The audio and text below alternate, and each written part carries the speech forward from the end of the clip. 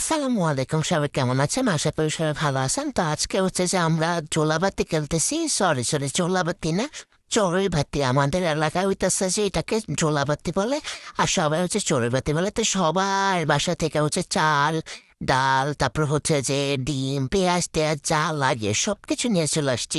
আমার 4 ফ্যামিলি মিলে আজকে চোলাবাতি খেলবো, বড়রা মিলে খেলছি। তো এখানে হচ্ছে যে খিচুড়ি রান্না করব। খিচুড়ি বলতে যে পাতলা খিচুড়ি না, একদম ভুনা ভুনা খিচুড়ি। আর অনেক পদের ভর্তা বানাইছি। শাক ভর্তা, শাকগুলো আমি একটু আনছিলাম, শাক ভর্তা, আলু ভর্তা, মাছ ভর্তা, তারপর হচ্ছে টমেটো ভর্তা। একটু মজা হয়েছে। তোমরা যদি চাও যে আমি তোমাদের ভর্তার রেসিপিগুলো দিই, তাহলে তোমরা আমাকে মেসেজ করতে পারো বা কমেন্টে লিখে দিতে পারো। আমি তোমাদেরকে ভর্তাগুলোর রেসিপি শেয়ার করবো। ভর্তাটা এত মজা হয়েছিল, মানে সবার মুখে লোল, মানে আমি এখন যে বয় দিতেছি আমার মন চাইতেছে আমি আবার খাই। আর খিচুড়ির কথা কি বলবো, খিচুড়িটাতে এত স্বাদ দিছে, মানে মুখে লাগে আছে।